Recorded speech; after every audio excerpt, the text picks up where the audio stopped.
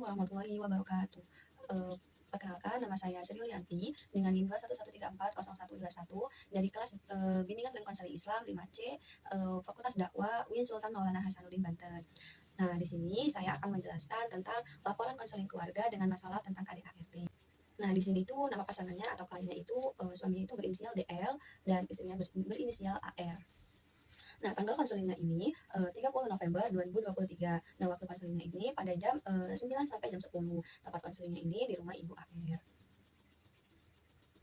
Nah, selanjutnya itu latar belakang masalahnya. Nah, KDL ini dan Ibu AR adalah pasangan suami istri yang telah menikah selama kurang lebih 6 tahun. Mereka memiliki 2 anak, yaitu yang pertama adalah seorang anak laki-laki yang berusia 5 tahun, dan yang kedua itu adalah seorang anak perempuan yang berusia 3 tahun. Nah, KDL ini adalah seorang pekerja pabrik, sedangkan Ibu AR ini adalah ibu rumah tangga. Nah, Pak DL ini memiliki sifat yang keras dan mudah marah. Dia sering menganiaya dan memukul Ibu AR ini baik secara fisik maupun mental.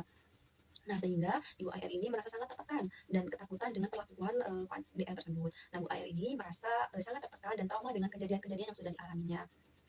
Selanjutnya yaitu ada tujuan konseling. Nah, tujuan konseling ini adalah untuk membantu KDL dan Ibu AR dalam mengatasi masalah KDART yang sedang dialami dalam rumah tangga mereka. Nah, selanjutnya yaitu ada metode konseling. Konseling ini menggunakan pendekatan behavioral dan Al-Quran hadis. Konselor juga menggunakan ayat-ayat Al-Quran dan hadis yang berkaitan dengan KDART untuk memberikan pemahaman kepada KDL dan Ibu AR tentang pentingnya menjaga keharmonisan dalam berumah tangga dan menghindari kekerasan dalam rumah tangga. Nah, selanjutnya itu ada proses konseling. Nah, konseling ini dimulai dengan konselor memberikan asesmen terlebih dahulu terhadap masalah yang sedang dialami oleh PDL dan Bu AR. Konselor juga menggali informasi tentang latar belakang keluarga, pendidikan, dan pekerjaan PDL dan Bu AR ini. Kemudian, setelah melakukan asesmen, konselor juga mulai memberikan pemahaman kepada PDL dan Bu AR tentang pentingnya bagaimana menjaga keharmonisan rumah tangga dan menghindari kekerasan dalam rumah tangga. Dapat dijelaskan dalam Quran Surat Al-Baqarah ayat 187 yang berbunyi, Bismillahirrahmanirrahim. Hunna libasun lakum wa antum libasun lahun, yang berarti mereka adalah pakaian bagimu dan kamu adalah pakaian bagi mereka. Nah, ayat ini menjelaskan tentang hubungan suami istri yang tak dapat dipisahkan dalam kasih sayang, saling menghangatkan dan dapat menguatkan dalam kondisi apapun.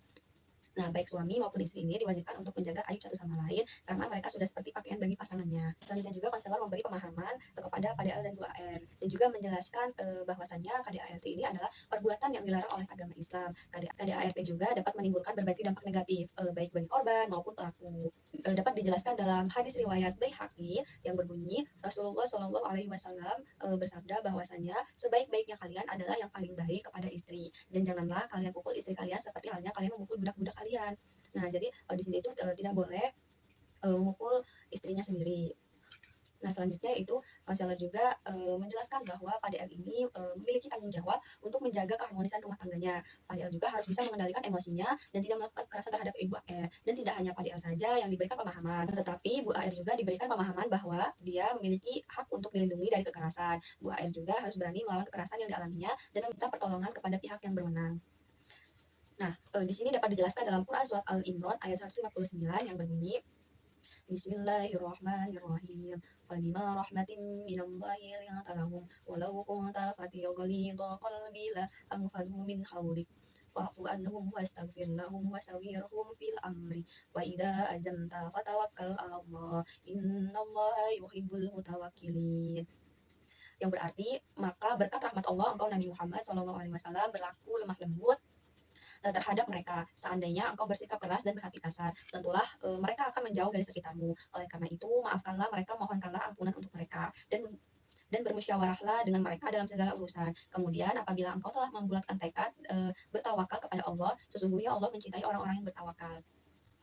Nah, ayat ini menerangkan bahwa sikap lemah lembut yang dilakukan Rasulullah SAW dapat dicontohkan sebab beliau menganggap perang bukanlah sebagai tujuan, melainkan sarana atau media. Setiap manusia cenderung ingin diperlakukan dengan cara bijaksana, lemah lembut, dan beradab. Oleh karena itu, setiap permasalahan yang muncul ada baiknya untuk dibicarakan atau diselesaikan dengan baik-baik tanpa adanya kekerasan.